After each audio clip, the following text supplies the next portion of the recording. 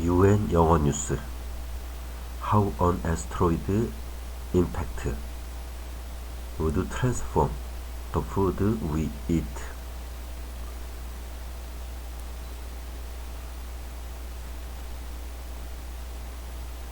If a giant space rock struck Earth, how would we rebuild our food supply?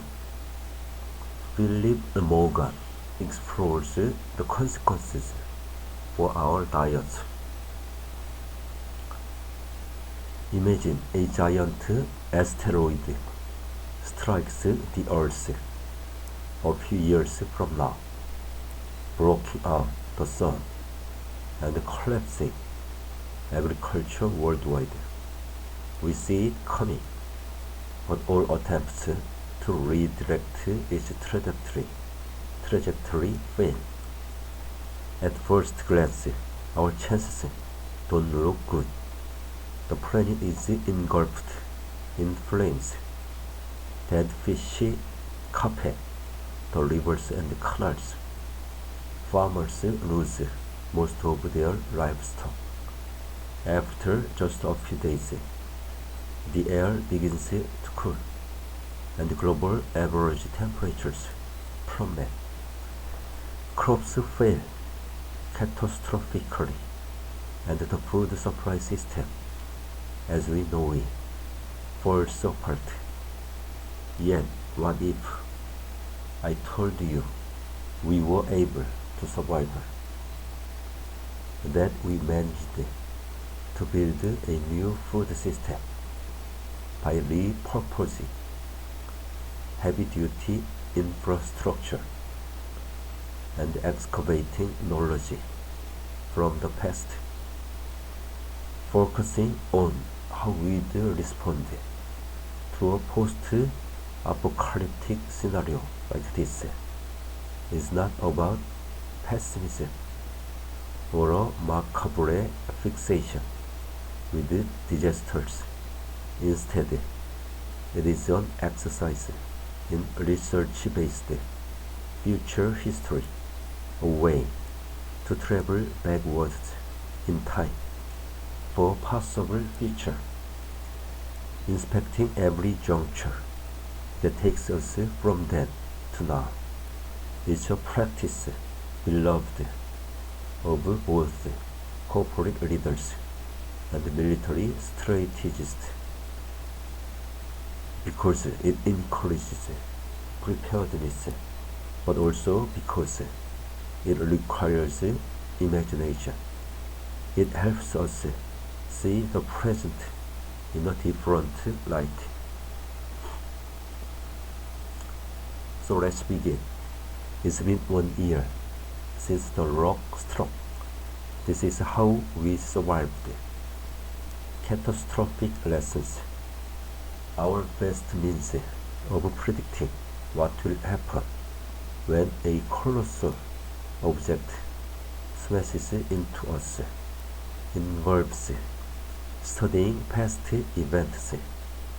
When the Chicxulub asteroid hit Earth 66 million years ago, it turned ocean bedrock into plasma, vaporized all life within a 2,400 kilometer radius, and sent debris circling the globe, only to rain back down in a hail of incandescent destruction. Around 25 trillion tons of this interred matter entered the atmosphere, blocking out sunlight. Unlike the dinosaurs, many of our mammalian ancestors survived the terrible consequences. Because they were borrowers, we would need to do the same for a while. But it wasn't just their lifestyle and morphology that helped them. It was their diet too.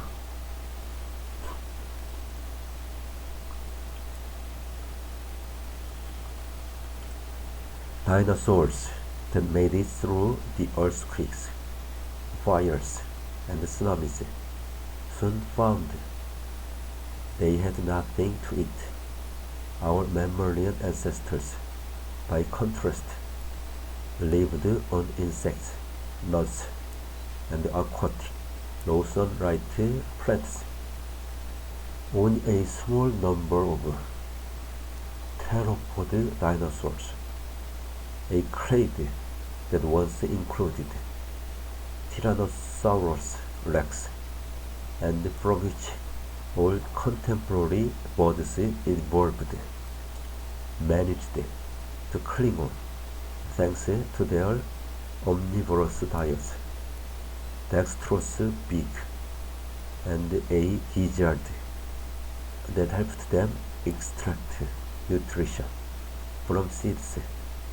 This lesson might suggest that we should prepare caches of basic emergency food. Indeed, in a testimony before the U.S. Congress, as the Cold War was heating up, U.S. officials proposed an all-purpose survival cracker made from bulgur wheat, a substance whose shelf-life has been established by being edible after 3,000 years in an Egyptian pyramid. Cans of Campbell's soup, General Foods Tang drink mix, and General Mills multi-purpose food, fortified dehydrated vegetables, and soy grease were all produced under government orders to line the shelves of 4-round shelters. Yet strong enough food to feed everyone for a decade or even a year would create problems of its own. It has been estimated that existing stores of dried food could feed around 10% of the global population for 5 years.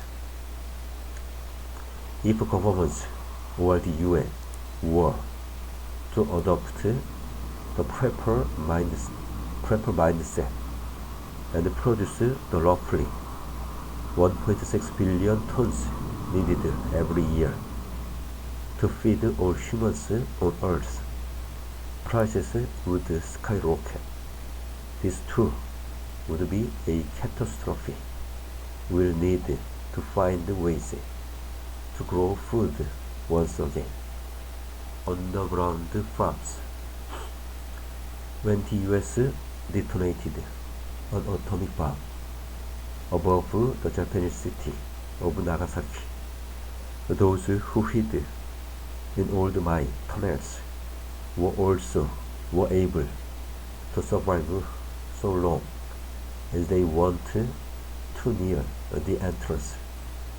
In one famous case, 20-year-old Akiko Takakura held on to her life despite being within 300 meters of the explosion hypocenter, because she happened to be inside a reinforced concrete building, the Nagasaki branch of the Bank of Japan. Faced with an asteroid strike, citizens in Ankara, Beijing, Moscow, and Montreal will therefore have a head start. Each of these has large transit, storage, or commercial spaces deep underground, like uncanny inversions of the cities above. Turkey might even utilize the vast network of underground cities in Nevşehir province, first constructed by the Phrygians 2,500 years ago, and expanded by Greek Cappadocians fearing persecution in the Byzantine era.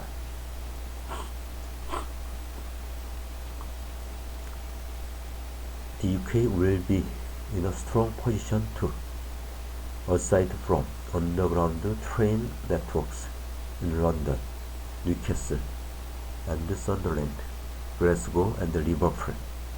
There are subterranean vaults, shelters, caves, and cellars in Nottingham, Edinburgh, Chislehurst, and Stockport.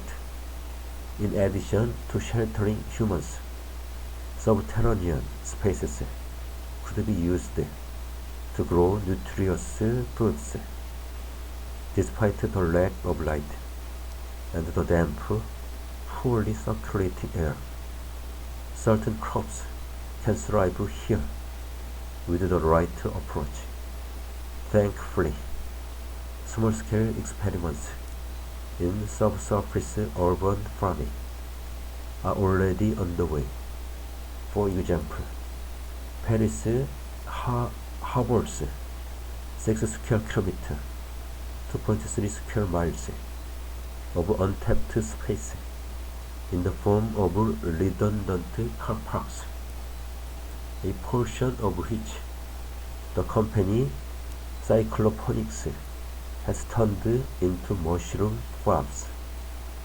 Meanwhile, the farm growing underground is cultivating vegetables in a former air raid shelter in Clapham, London. For a short while, sprouts, microgreens, wheatgrass, white asparagus, rhubarb, and mushrooms can be grown with either zero or minimal artificial light. Many plants will germinate into the seedlings without light, but will only develop so far. Sprouts are a great source of vitamins, fatty acids, and fibers, and use energy stored in the seed to grow. The same is true of microgreens, which can provide a range of flavors, from spicy to sour to sweet, to garnish other foods. None of these is a long-term solution, but we could use our time underground to start building one. In December 2020, the Coal Authority and the British Geological Survey released heat maps for the estimated 25,000 square kilometers, 9,650 square miles of disused coal fields across the UK, mostly in the English Midlands, North, Southern Wales, and Southern Scotland. The map is aimed at developers, so future housing can be built to extract heat from the waters that returned to the mines after they were decommissioned. It might also prove useful for farming. Ready meals. A week has passed. We climb out of our temporary refuge and witness a landscape we no longer recognize. Everything green is dying. Soot whirls in the air, and the light is reminiscent of pre-dawn twilight, promising a brightness that never comes, or at least might take 5 to 10 years to arrive.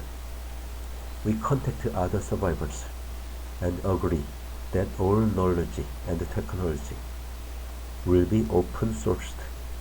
We each have starter packs, bacteria, seeds, cells, and spore.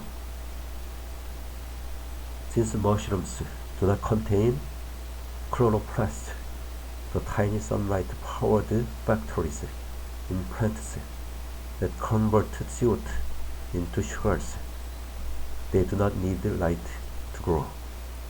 What they require is warmth, moisture, and a substrate of organic matter on which to fruit, newly abundant in the failed vegetation of the old biological world. Unfortunately, mushrooms are not a great source of calories. Many are poisonous. Most produce spores that are toxic to humans in high concentration and tear through buildings we prefer to use as shelter. Mushroom farming should take place in specially assigned basements, buildings, and tunnels. It won't be easy to achieve a balanced diet, but it can be done. People will continue to eat surviving ruminant species like deer, cows, goats, and chickens, feeding the reduced number. We keep on dead grasses, leaves, and decomposed wood. As before, tricky vitamins E, A, and B12 can be synthesized by industrial processes. Others, such as K or D, will be more difficult to acquire. Most commercial vitamin D today comes from refining and radiating sheep's wool.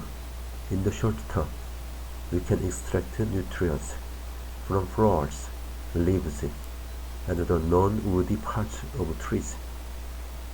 Pine needle tea, for example, has many times the vitamin C of orange juice. Nettle tea contains vitamins A, C, and K, and dandelion tea is rich in potassium. Computer models built to study all-round nuclear war, often used as an analog for an enormous asteroid strike, predict that less than 40% of normal light will persist near the equator, with just 5% closer to the poles. Sugar beets have shown tolerance against lower temperatures, and we may have limited success growing carrots, cabbages, potatoes, and peas. Many more essential crops, such as potatoes, wheat, barley, rice, maize, and soy, could be relocated to the tropics and supplemented by cassava, baobab, wild spinach, and yams, which are already there. Here we will build greenhouses, assuming that cooperation and trade remain possible. Simple structures made from timber, polymer film, gravel, and nails that maximize the sunlight we do receive. Post-farm food. A common sight in cities today is rivers and canals choked with algae blooms. Yet this immense growing power could make algae highly valuable in a disaster. Species like chlorella and nannochloropsis, among others, are rich in nutrients, including rare omega-3 and omega-6 fatty acids, and can be grown in low light and harvested year-round. One research paper noted the speedy recovery of phytoplankton after Chicxulub, a reminder of the greater resilience of the unicellular biosphere. If farming algae in abandoned swimming pools, tanks, ponds, and canals sounds like a solar punk daydream, well, it probably is. There are in fact other, more stable means to achieve our nutritional essentials. It's well known that algae thrives in cities due to fertilizer runoff from agriculture. Of the thousands of known species, many are toxic to humans and other animals. Perhaps in the future, we might reframe this mishandling of chemistry and biology and harness the process to use it deliberately instead.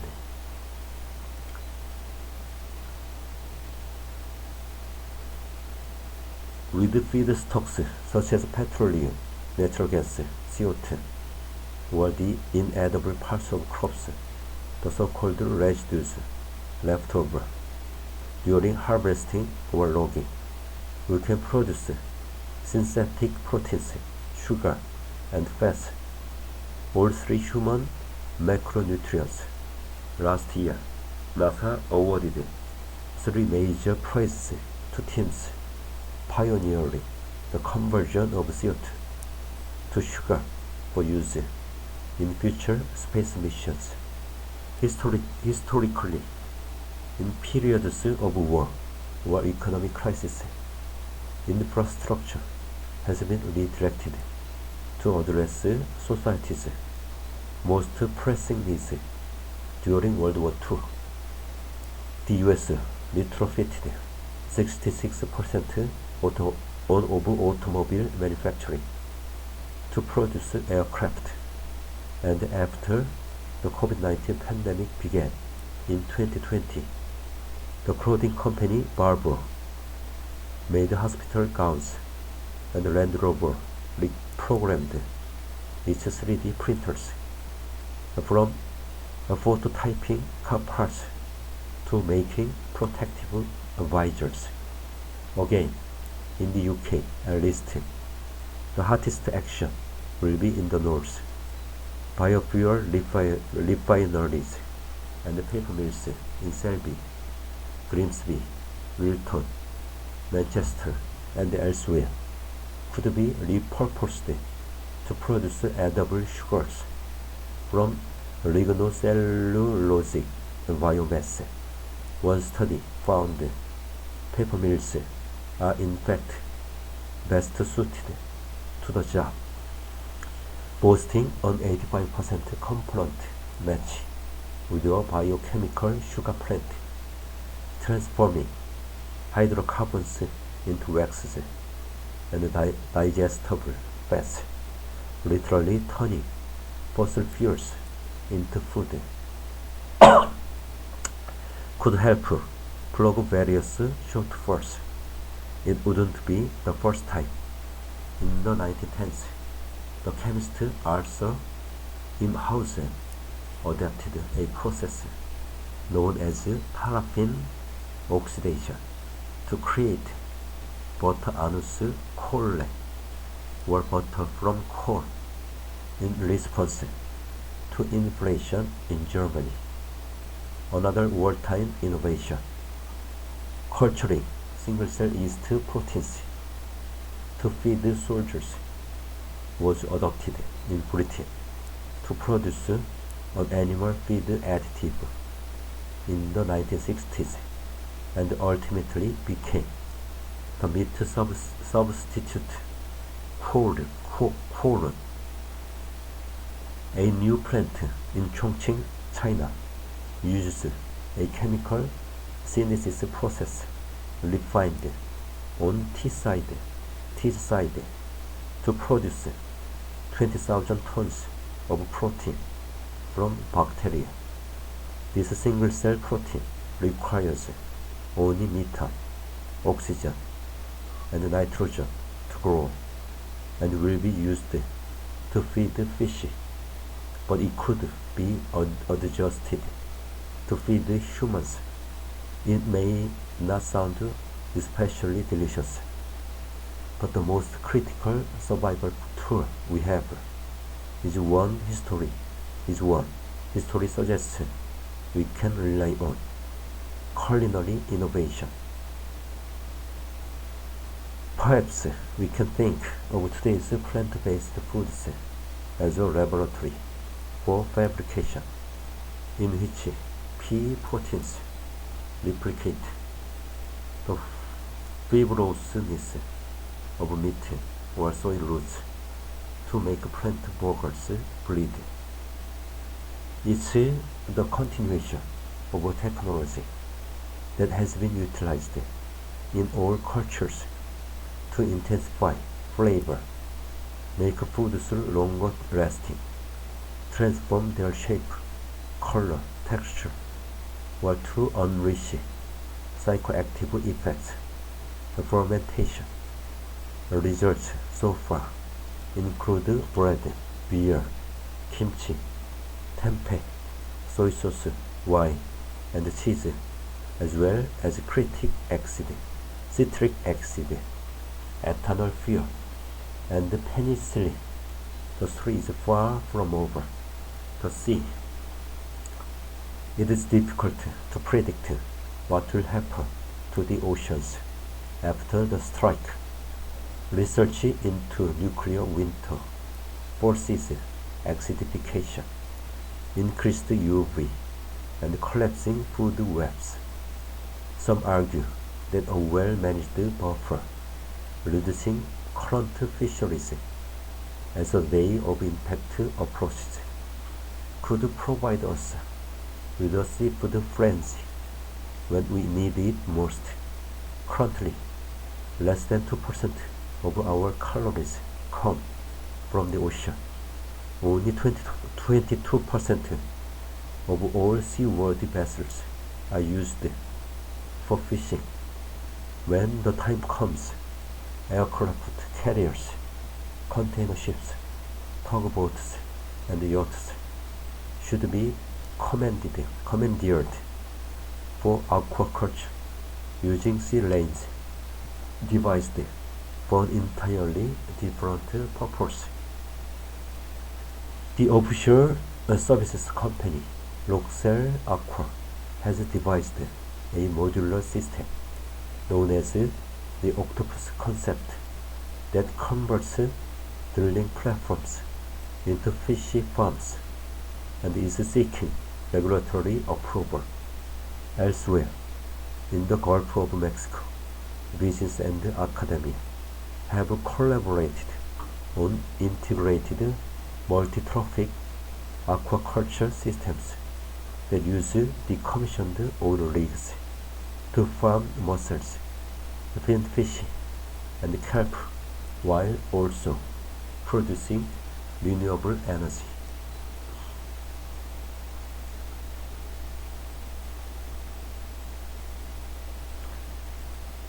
Seaweed grows in low light, meaning it can be protected from hazardous UV by submerging growing lines to greater depths. Species like wakame, kelp, any Tsunomata, and Welsh-favored larvae are a more efficient machine when compared to fishing for converting limited resources to valuable nutrition for humans. Bivalves like crabs,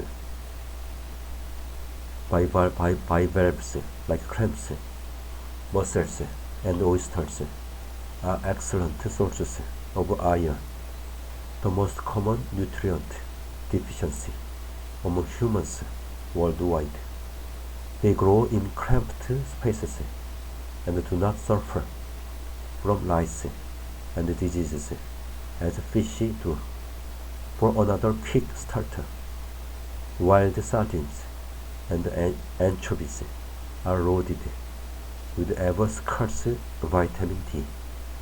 They also have the added bonus of maturing within 6 months and laying thousands of eggs. Marine ecosystems flourish where hard, stable surfaces become available on abandoned oil rigs. Aside from the plants, anemones, fish, and seabirds that congregate around them.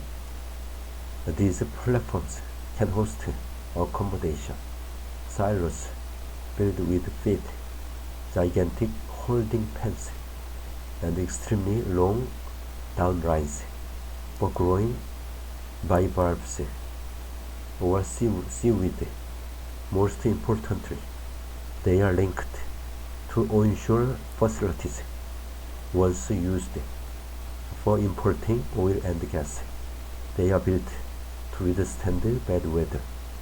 Islands from the past from which we can stimulate regeneration in the season. If the climate is cold enough, it's possible we could walk to the Douglas complex off the coast of Liverpool and use its drill to access the bounty of the deep. Cooking Earth.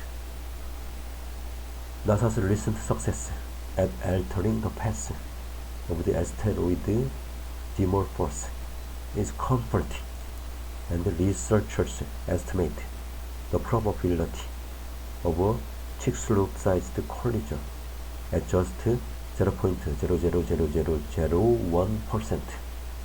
But that doesn't mean we shouldn't prepare for catastrophic food supply collapse. After all, asteroids are not the only threat we face. There's also climate change, bioterror, plant pathogens, and ultra-resistant weeds, nuclear winter, and super volcanoes. In the future, we may need to loosen our idea of what farming looks like. Here I used an asteroid to do it, but art, commerce, and science all have a role to play. Our existing food system is held in place by government subsidies, corporate monopolies, and a cultural bias towards foods we perceive as being natural or traditional. Yet both man-made and natural disasters are inevitable. To prepare, we must reconsider the places and knowledge that may become viable when fields and sunlight no longer are. Tunnels, mines, mills, factories, and ocean platforms. This might not always seem palatable to some, but our species' survival may depend on it.